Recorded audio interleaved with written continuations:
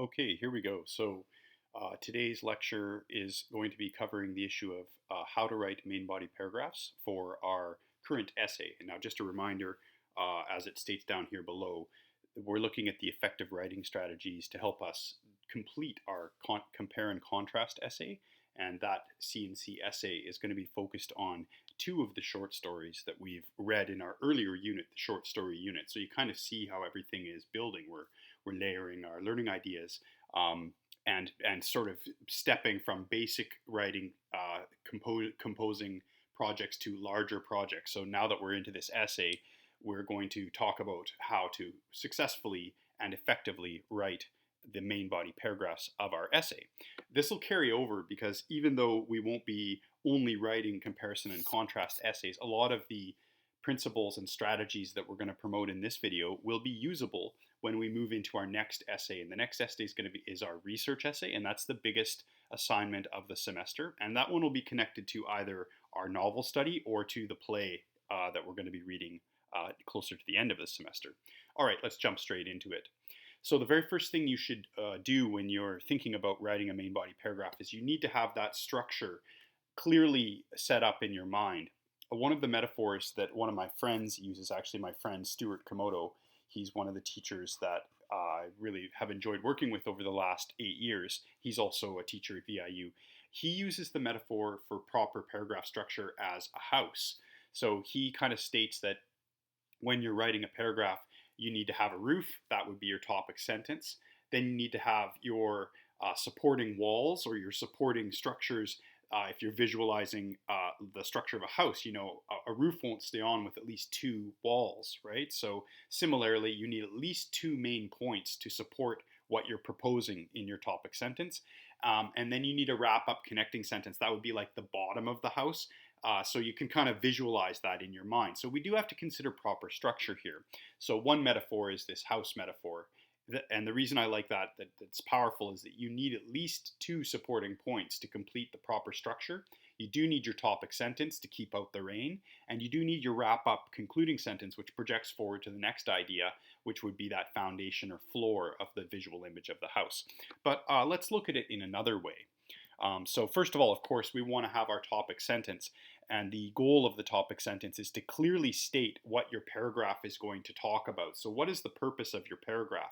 In this case, because we're looking at these stories through a literary analysis point of view, you'll probably be using the one of the windows that we've talked about. So we've talked about the beta window. Those are kind of our most basic story elements, things like character, setting, conflict, you know, then you're so that you might be looking at some of those elements in your paragraph here. So you would want to state that very clearly as the purpose of your paragraph in your topic sentence. And we'll be looking at a completed sentence, paragraph, and topic sentence in a minute. So then you're going to move straight into your first triad of support. Now let's remember that triads are usually made up of a minimum of 3 sentences. You've got the idea sentence that introduces your first piece of support.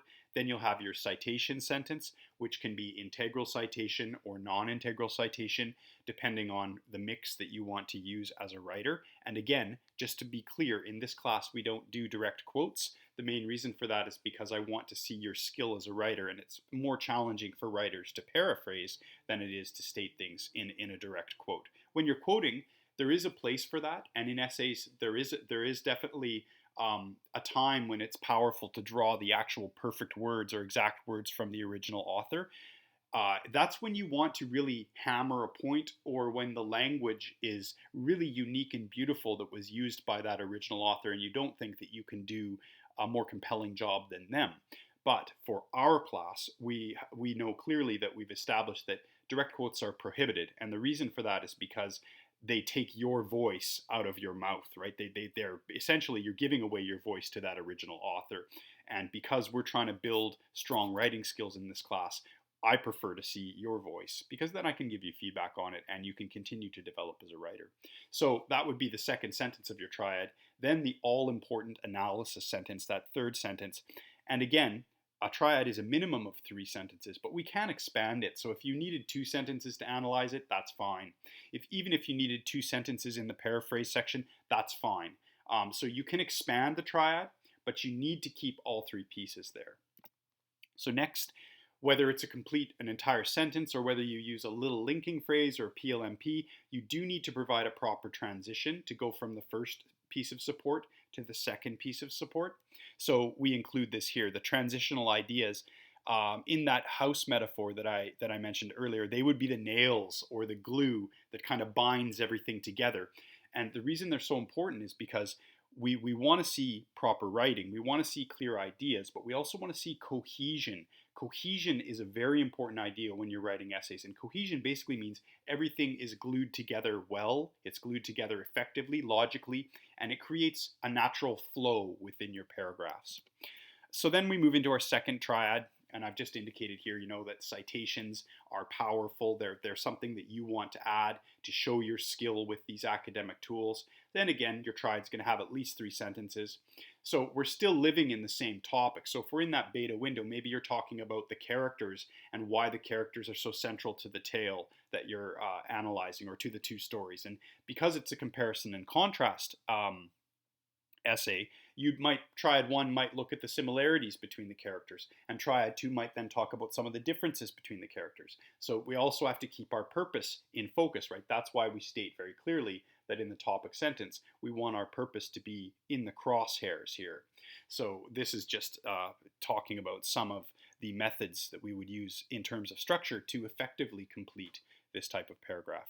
So again, we're going to need another transitional idea here, whether it's a phrase or a full sentence. It's going to help us to really keep things glued together effectively and keep the writing smooth. I've stated here that the third triad is optional. This is because you want to look at the length of your paragraph. If things are getting really long after second triad, then you're probably going to say, I've done my job as a writer.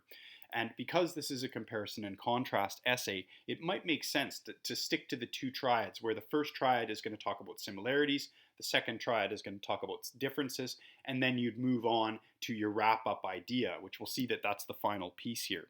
So E and F, this second transitional phrase and this third triad, those are optional, and that comes down to your analysis as a writer. How long is the paragraph?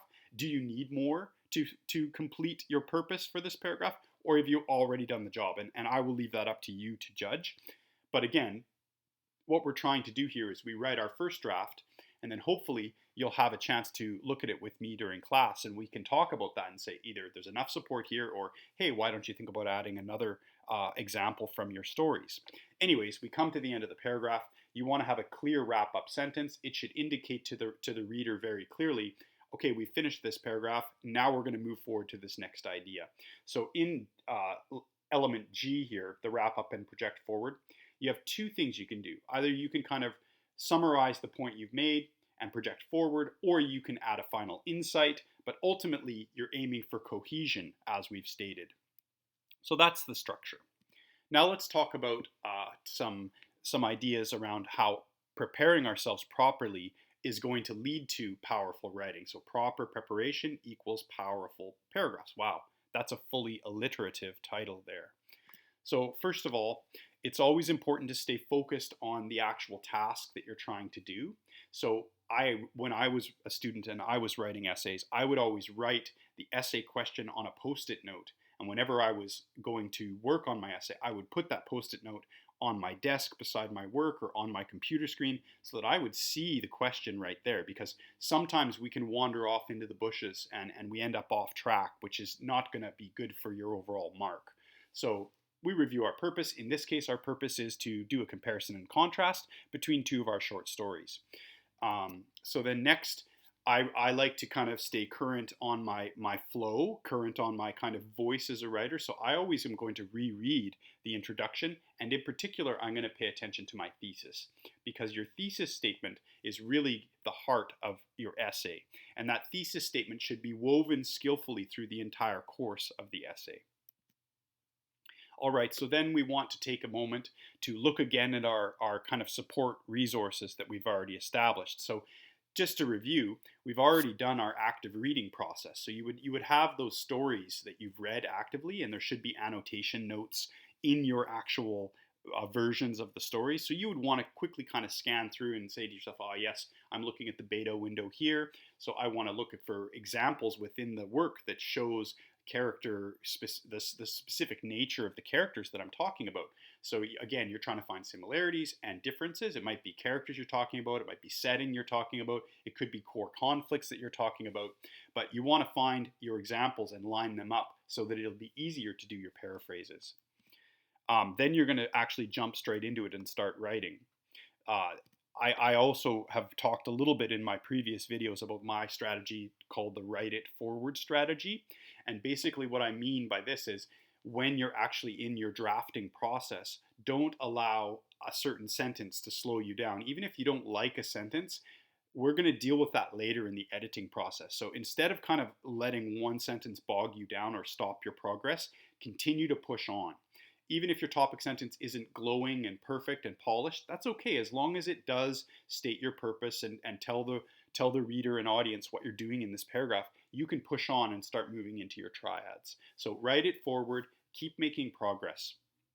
Once you get to the end of that chunk of writing, then we want you to stop, take a moment, breathe, and then you're going to reread what you've written, because you're actually likely to maybe see some things you might immediately want to alter. There might be some spelling errors or a comma misplaced, or there might be something that you go, I want to just quickly take a look at that, maybe quickly tweak it or change it. So we always give ourselves a second. We stop and we kind of do a micro soak if you want. Take a moment, breathe, but then go back and reread it and make any initial changes that you think might be helpful to improve your draft. Then ultimately you're going to let it soak, do a longer soak, and then what you'll see is that we're going to also have time to do a little bit of editing within the class environment. So this means that I can be there to support you, and you'll see that this process, the writing process, does kind of have these concrete steps, right? We need to think about the structure. We need to prepare our resources. Then we're going to do the draft process. Micro soak, quick edit. Then we give a longer soak. Then we're going to come back and do a proper edit to get the second draft. Ultimately, if you're a very detail-oriented student, you'd want to have at least 3 drafts, and the third one could be qualified as your final draft. This is why it's important to plan in advance and to really kind of do your work day by day. Okay, so this will set us up. I'm going to do a second video.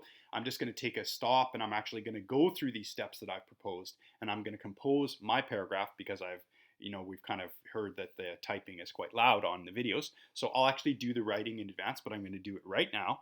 And then we'll take a look at it together and I'll kind of go through my paragraph that I've written and talk about the process that brought us to the end of our first draft.